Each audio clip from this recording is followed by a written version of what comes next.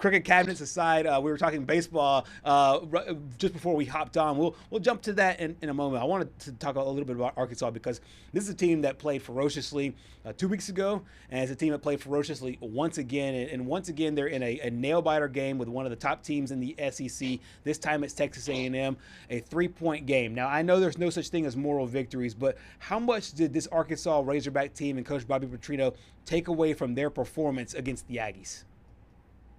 It's weird. It feels like the fan base has kind of shifted. Like what they became apathetic and frustrated with Sam Pittman was like the close loss after close loss after close loss.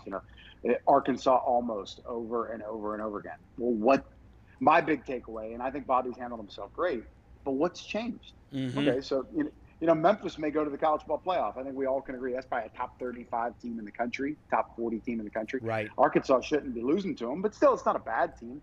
Ole Miss, top 15 in the country. They win this weekend. I think they're probably going to find a way to get into the college football playoff because there may not be another loss on that schedule. So they lost those 2 games by a combined 7 points. Petrino's lost 2 games by 6 points, one of them at home. Both those games that Pittman lost were on the road. So what's really changed? However, if you really use the eye test, it does feel a little bit different. Yeah. They got they just have issues defensively. Their injuries are. They're not devastating injuries. Like these guys are going to be back. Some of them are just playing through some things. But look at those numbers. Yeah, that is ridiculous. That is as bad can be.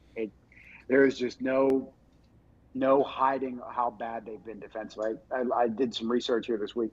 If their last 5 games were season averages, you didn't factor in the Alabama A&M and Arkansas State game, just their last 5 averages, they'd be dead last in the country defensively, points allowed, dead last in yards. The 2 most important factors statistically in college football whenever you're talking about defense. Goodness. But all long way of me saying there's more support. I'll tell you what, the fan base is behind Bobby. The atmosphere Saturday with the weather and the delay to the game, not a great day, all that, kind of a little bit of a flat start. They were right there for him. So the fan base believed in Bobby Petrino.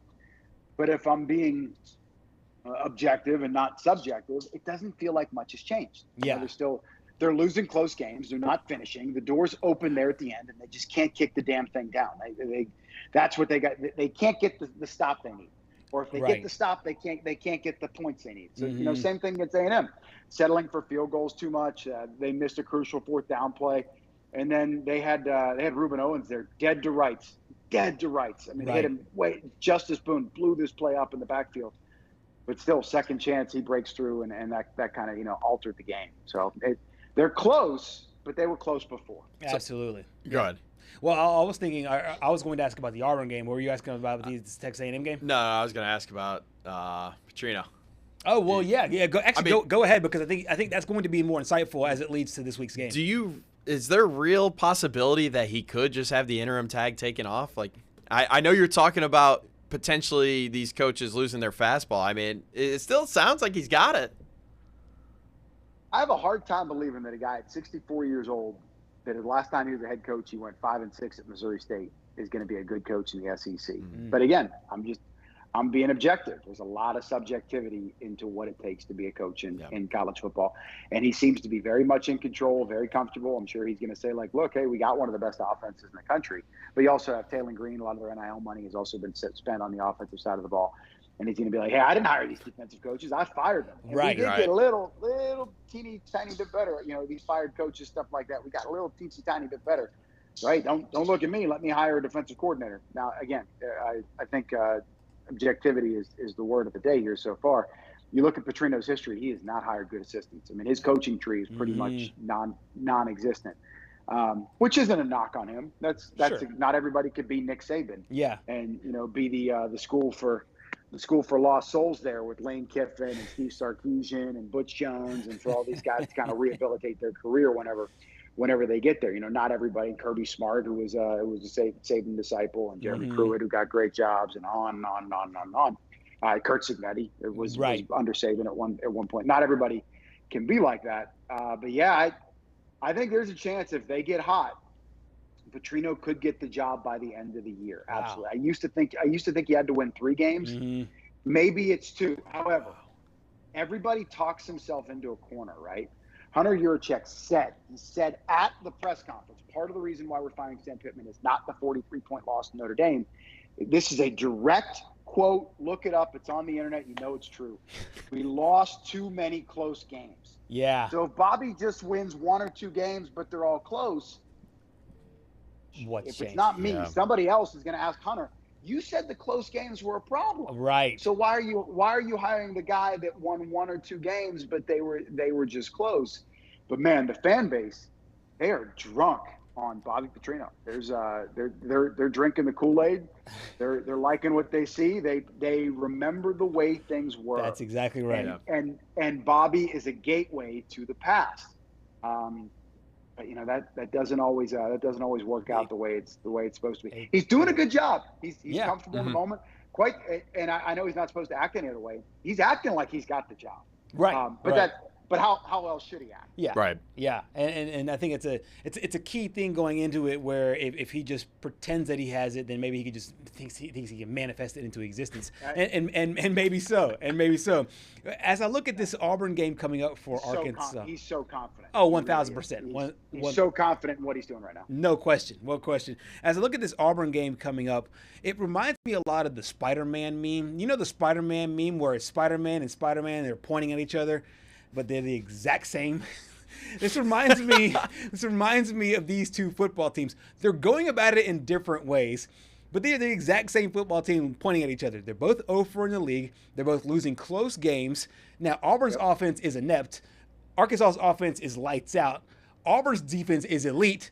Arkansas's defense, as you mentioned, might be one of the worst if you were to take the average of their movable 5 force games. meets movable object. Yeah, exactly. Yeah, you can't hide the numbers. Arkansas's defense is one of the worst in the country. Yes, exactly. And comparative to Auburn's defense, these two teams feel like the same team going in different, in opposite directions. How huge is this game for Arkansas? Because I know it's huge for Auburn. How huge is it for Arkansas, for not only Bobby Petrino, just for the team to stop the bleeding in the SEC and get a win over a historically good program?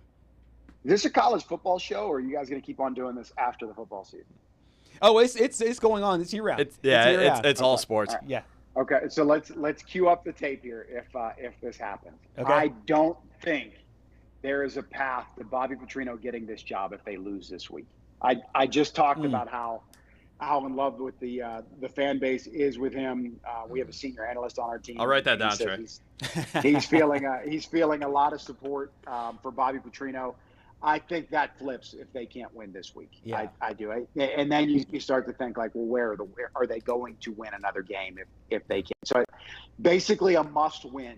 Yep. And let's be honest, we talk about this almost every week. I think the quit factor, if they lose this week, the buy-in from the players would be like, what are we doing here? Mm-hmm. I'm done. And it's, you want in life, we all want good employees. We want people that work hard, but come on, when you don't believe in what you're doing, that's whenever the tune-out thing happens. And quite frankly, that's what happened for Arkansas against Notre Dame. So I could see them going on a little run here. Like, Arkansas has not been more than a 7.5-point dog all season long. Right. I mean, they backdoored the hell out of it, but they covered against Texas A&M. Yeah, they did. They still covered the spread there. This week, I think they're a 1.5-point favorite. Yeah, last I saw was 1.5. I'll see if it's moved today. I think they're 1.5. But they beat Auburn. They're probably going to be favored to beat Mississippi State. Yep. Right now, the way that LSU and Texas are playing, you would think that they can get one of those teams. Mm-hmm. Missouri, Missouri's better than you, but that doesn't mean you can't beat them at home. Yeah. So this is a big time bridge game. They got to win this one, and then I think you get to 5 wins. And if Petrino gets to get to 6 wins, he's got to go 5-1 or 4-1 here in these last 5 games. Right. I don't. That seems like if he goes 4-1, he's got the job. I think if 3-2, we'll see. He's gonna have a hell of a case. But sometimes these things are decided before we know about them. Right.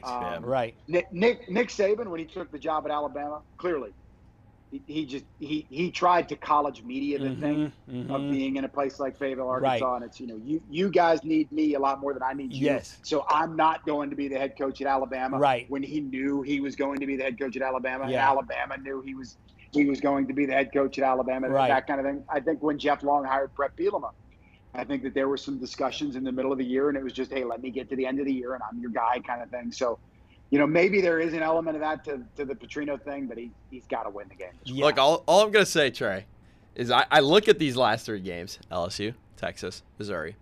Arkansas can do some serious damage to the amount of SEC teams that make the college football playoff if they win just one of those games.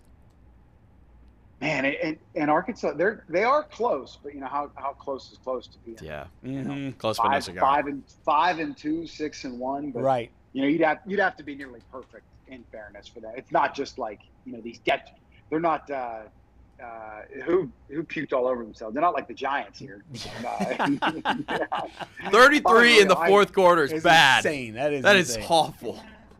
Unreal. I mean, they're not losing games like that, but they are kind of doing it. But yeah, hey, that's cool, right? Like let's have these games mean something down the stretch. Like if maybe you're playing, you get there and you're 4-6 with 2 games to go. It's like, all right, hey, let's get 6-6. Let's get to a bowl game. Even if you don't get there, at least show that there's something to play for.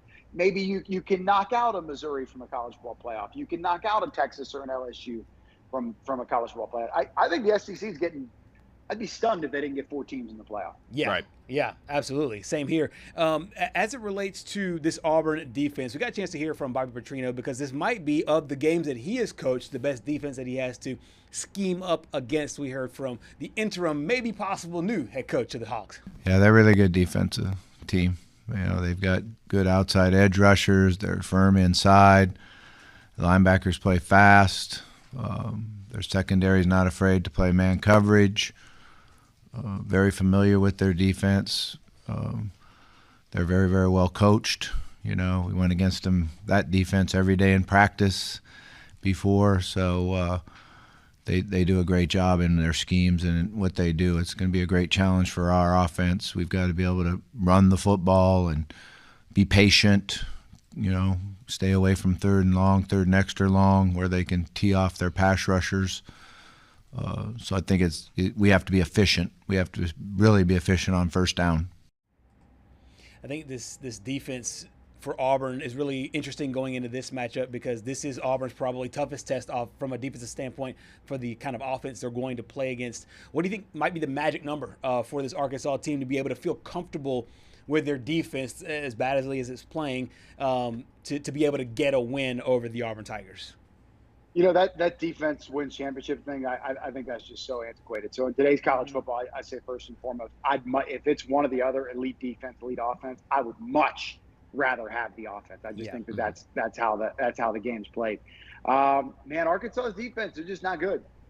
So how can Auburn score 27, 28 points? Right. Probably. I think for Arkansas to win this game, I think comfortably they're gonna have to hit 30.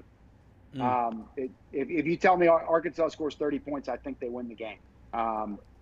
20. If they score 24 and win, I'd be a little surprised. Right. Because I think about 24 is probably the best their defense can do. Auburn's going to score some points. I don't know the players, but Petrino talked about it. They have an NFL receiver on that team. Yeah. They have talent. They just haven't really figured it out. It sounds like maybe, possibly. I haven't heard this, but I heard somebody talking about it. I guess Hugh Freeze was alluding to maybe they could have a change of pace at quarterback here. Yeah. Jackson Arnold, maybe. Ashton Daniels.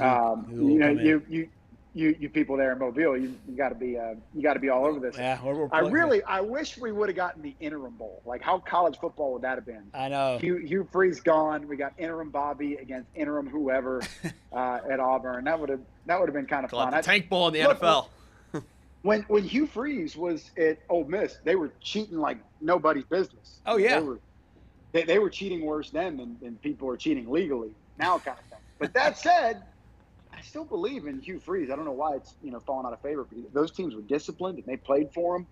When he was at Arkansas State, got the 10 wins, got those guys to play for him. So I don't know what's missing there. Well, Liberty's been a pretty good job. I know Jamie Chadwell's he's swimming in it this year. It's not going well, but pretty good job. They've had good coaches come through there, even back whenever they were a 1AA program. Hugh Freeze was probably one of the best coaches they had there all time. So I still believe in him. I just don't. And they may be closer than Arkansas. They've lost 4 games, only one of them by 10 points, and that was to Georgia. Just Missouri is right around 15th in the country. I don't know where they're at in the poll, but I think they're top 15. You're in overtime. You had your chances. I mean, they are right there. And their win over Baylor not just just a guy, so to speak. They're not a great team, but that's better than any win Arkansas has. Right. Right. So it's a little surprising to me that Arkansas is viewed as the betting favorite. Yeah, it is interesting, and I think it speaks a lot more to Auburn's lack of being able to put offense together. I think 24 is about a good number as well. If you can feel confident in the defense to be able to get it done. You mentioned the interim bowl, and that kind of like sends me down a different tangent here about the head coaching the openings, because for the longest time it was one all Power 4 conferences, and if you count the Pac-2, the Oregon State was in there as well. Now there is another SEC opening with the University of Florida. I always find these inter-conference coaching searches really interesting as well, because it's like, hey, what caliber of coaches X team gets as compared to what caliber of coaches Y team gets. Do you see there being any comparison at all, or maybe a race, whether it's an arms race or just a race to get the guy for Arkansas as it relates to Florida specifically, and then the rest of college football as well? I'm gonna spin this back on you guys, because we're producing our show here. By the way, we're slammed this week. They had a 30-minute basketball. I bet. session Yeah. On Thursday night, we do 1 hour every single Saturday.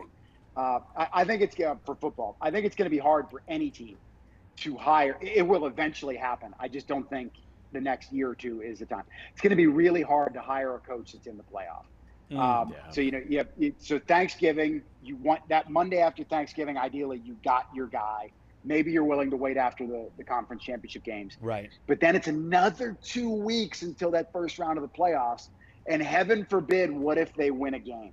Now you're getting into January 2nd by the time, if that's your guy. So, which is why I think indirectly Lane Kiffin is going to be so freaking attractive. Because if they go 9-3 and miss the playoff, he's going to be the darling of the ball. Absolutely. So anyway, we're doing, social media. Get me back on camera here with you guys. Social media, we do this stuff with, the blind rankings. Okay. So we're doing a segment. Peyton Hillis, the former Madden cover athlete. Gerhard, we'll do it with you. So blind ranking potential SEC jobs. All right, number 1, Auburn, 1 to 5. Where do you put it? Ooh, 3. Blind ranking. Sorry. 2. Okay, you're going to put it number 2. All right, Arkansas. 3. 3. Oh, I think you may regret that one. All right, Kentucky. Ah, crap! I do regret it. Actually, you know what? I don't. Kentucky will be 5. Okay, all right. And now's the hard part. LSU. That's where I regret it, because I would flip. You got 2 left. Yeah. I'd flip LSU and Arkansas. If I could take it back, I'm not gonna take it back though. I'm not gonna take it back. LSU would be 4, and I could even, Johnny Cochran argue it, because I'm like, you know what? Hey, this is a program that is like that'll the pressure cooker is on. At Arkansas, I believe at least, if Sam Pittman's any indicator, they'll give you at least 6 years. LSU probably won't. So a losing record in the year 6, and then number 1 we got Florida. Florida's 1. I think just about everybody can remember Florida. I don't know how old you guys are, but I am. I'm old enough to remember watching Steve Spurrier coach there. Yeah, same. And win the school's first national title in 1996. Urban Meyer won 2 national titles there. Even Dan Mullen got really close to being, I think he had a year where they lived in the top 10. Yeah. Florida's a really good job. I don't know why they can't figure. They've tried everything. Will Muschamp, hottest coordinator in the country. Yep. That, who's the next up and comer? That didn't work. Well, let's just go get the guy that everybody wants. Oh, Dan Mullen. He used to coach right. That kind of worked, but I think he pissed some people off, and then they got impatient. And then, let's hire the best mid-major coach. That's what we did with Urban. Jim McElwain, failure. Billy Napier, fired. And, man, they did him dirty. Yeah, they did. Waiting to fire him, like waiting for the bye. They win the game, and you got the bye week coming, so you want to fire him on Sunday or Monday or whatever day it was. Yeah. They did him so dirty. But I think even similar to like the Penn State thing, they start to fear, like, well, what if he starts winning and we kind of want to move on? Like, what if Franklin would have got to like 9-3 or 8-4 and Penn State would have kept it? I think Lane, it's going to be a bidding war between Florida and Penn State. Yeah. I do think Lane's gone. Just strictly opinion. I know Lane's happy at Ole Miss. Yeah. I've been to Oxford. It's a great place. If Florida and Penn State, if zero information. I know Lane loves the internet, but if Florida and Penn State are willing to pay him $12-13 million a year, I don't think Ole Miss can get up to there. So I think he's going to be the most attractive kind of candidate that could potentially move in the job cycle. And if he stays at Ole Miss, God bless him. You know, that is so much loyalty, and he's built a really cool brand there. Another Kurt Signetti. The come to the SIP thing, and they've been close, and they're getting players there, and he's revitalized his career, and he had that great line, you know, I needed this place more than they needed me. Yeah. And he's so grateful for him. So it'd be a great story if they stay. And there's more to life than money. Yeah. But also, and I'm sure Lane behind closed doors would admit this. There's some hurdles at Ole Miss, and those hurdles aren't nearly as high at Florida and Penn State. Yes. Yeah. That is a great way to put it. Just out of curiosity, before we let you go, what were your 1, 2, 3, 4, 5? Well, I don't do it blind because I know. I know, but I'm saying, but for the show, what were they? What would they have been? I would say I would go Florida 1, LSU 2, Arkansas 4, Auburn 3, and then Kentucky 5. Okay. But look, if you like cash and checks, Mark Stoops makes like $9-10 million a year. If he goes 8-4, he'll never get fired. Yep. But it seems like it may be time there. He's done a good job. He did elevate the program. He brought stability there. He made a lot of money. But it kind of seems like it may be time. I would be a little bit surprised if he got let go. Right. It seems like that job's going to come open. Well, I think one of the best jobs in the SEC right now is Vanderbilt. The pressure's low. Nashville's a cool city. They got the facility. Yeah. If you're a smart enough kid to where, you know, you don't have these delusions of the NFL, which 80-90% of these kids that play in the SEC, they all see NFL. Correct. I got a degree from Vanderbilt. I mean, it's up there with Ivy League schools. Yeah. Stanford. Oh, 100%. It's on that par. And you get to live in Nashville. Yeah. You get to live in like one of these smaller towns. Absolutely. Trey, you are awesome, man. Thank you so much for all of your insight, and we will see you again down the road.